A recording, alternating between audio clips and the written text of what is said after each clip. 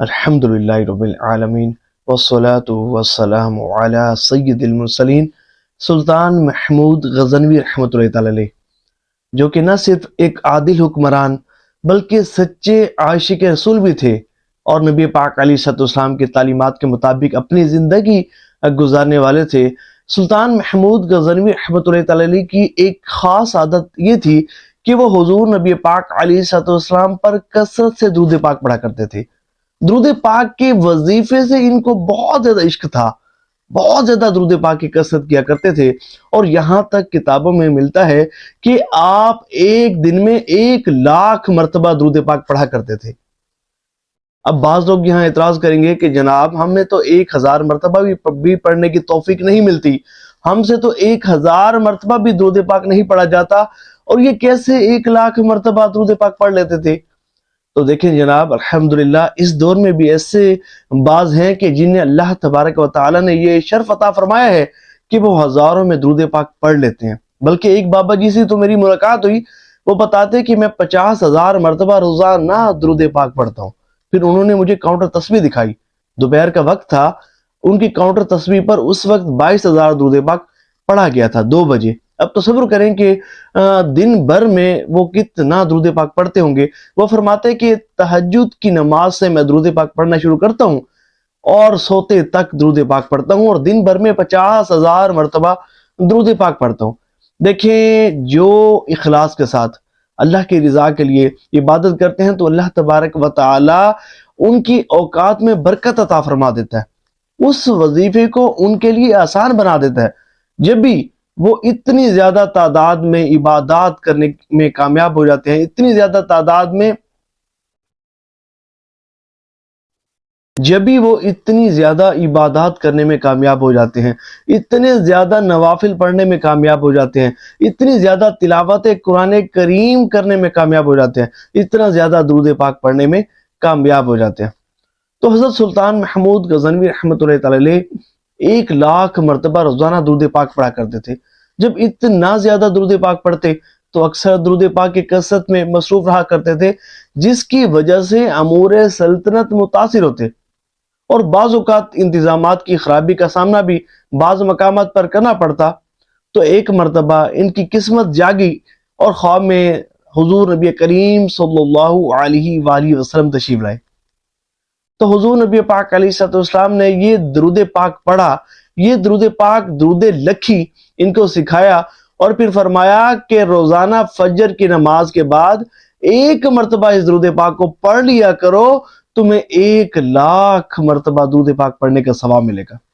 سبحان اللہ، سبحان اللہ، یعنی کہ کوئی شخص اس درود پاک کو جتنی مرضی مرتبہ پڑھے اتنے لاکھ درود پاک کا ثواب ملے گا۔ اور یہ بڑا ہی بہترین درود پاک ہے، اس کے جو صیغے ہیں درود پاک کے انتہائی کمال، اور آپ پڑھیں گے ترجمے کے ساتھ، جب آپ پڑھیں گے نا، ترجمہ اس کا پڑھیں گے، آپ کو بڑا مزہ آ جائے گا۔ اب یہاں ایک سوال قائم ہوگا کہ جناب یہ تو درود پاک حدیث سے ثابت نہیں ہے، منسوخ نہیں ہے، منقول نہیں ہے، حضور سے ثابت نہیں ہے، تو ہمیں تو جو ہے وہ درود ابراہیمی پڑھنا چاہیے۔ اس کا جواب بھی میں دیتا ہوں، اور اس کے جواب کے ساتھ ساتھ اس درود لکھی کی میں کچھ آپ کو خاص فضیلتیں بھی بتاؤں گا، انشاءاللہ سنیں گے تو بہت زیادہ فائدہ ہوگا۔ دیکھیں، بے شک درود ابراہیمی افضل درود پاک ہے، یہ تمام سی اس کی جو صیغے ہیں وہ تمام صیغوں سے افضل ہیں، اور یہ درود پاک خود بھی افضل ہے کیونکہ نبی پاک علیہ الصلوۃ والسلام کی زبان اقدس سے ادا ہوا ہے۔ لیکن ایک بات یاد رکھیے گا کہ یہ بات شرط اور لازم نہیں ہے کہ صرف درود ابراہیمی ہی پڑھا جائے اور اس کے علاوہ کوئی اور درود نہ پڑھا جائے، اور یہ بات ایسے نہیں ہے کہ صرف درود ابراہیمی ہی درود پاک ہے اور اس کے علاوہ اور کوئی درود پاک کے صیغے نہیں ہے۔ دیکھیں، رب کریم نے قرآن کریم فرقان حمید میں ارشاد فرمایا ہے نا، ان اللہ وملائکتہ یصلون علی النبی یا ایھا الذین آمنوا صلوا علیہ وسلموا تسلیما، بے شک اللہ اور اس کے فرشتے نبی اکرم صلی اللہ علیہ وآلہ وسلم پر درود بھیجتے ہیں، اے ایمان والو تم بھی ان پر بھیجو درود اور خوب سلام۔ اب دیکھیں، یہ آیت مطلق ہے، اس میں کسی خاص صیغے کی تخصیص نہیں کی گئی، یا اس آیت مبارکہ کو کسی خاص صیغے کے ساتھ مقید نہیں کیا گیا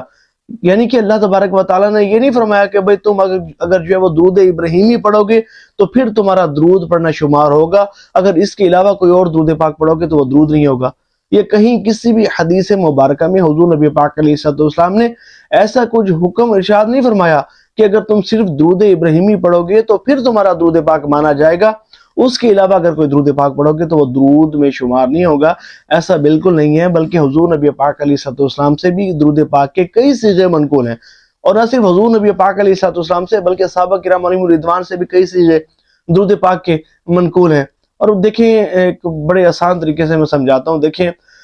وہ لوگ جو کہتے ہیں نا صرف درود ابراہیمی ہی درود ہے، اس کے علاوہ کوئی درود نہیں ہے، تو جناب علی بخاری اور مسلم شریف میں جہاں جہاں سرکار دو عالم صلی اللہ علیہ وآلہ وسلم کا نام نامی اسم گرامی آتا ہے، وہاں آپ اٹھا کر بخاری اور مسلم شریف کو دیکھ لیں، وہاں صلی اللہ علیہ وآلہ وسلم یا علیہ السلام کے الفاظ مذکور ہیں۔ اور دیکھیں دنیا کے کسی بھی کونے میں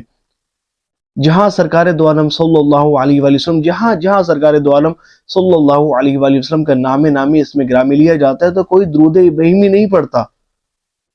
یہ ہر بندہ جانتا ہے کہ درود ابراہیمی نہیں پڑھتا، اس کے علاوہ کوئی اور درود پاک جو ہے وہ پڑھے جاتے ہیں۔ تو ہر وہ درود پاک جو درست معنی و مفہوم پر مشتمل ہو، اس درود پاک کو آپ پڑھ سکتے ہیں۔ ہاں یہ ہے کہ درود ابراہیمی کا پڑھنا افضل ہے، لیکن یاد رہے کہ درود ابراہیمی بھی صرف درود ہے، اس میں سلام نہیں ہے۔ اور اللہ تبارک و تعالیٰ نے اپنے پاک کلام قرآن مجید فرقان حمید میں درود کے ساتھ سلام بھیجنے کا بھی حکم ارشاد فرمایا ہے، جیسے کہ میں نے آیت کریمہ پڑھی کہ یا ایھا الذین آمنوا صلوا علیہ وسلموا تسلیما،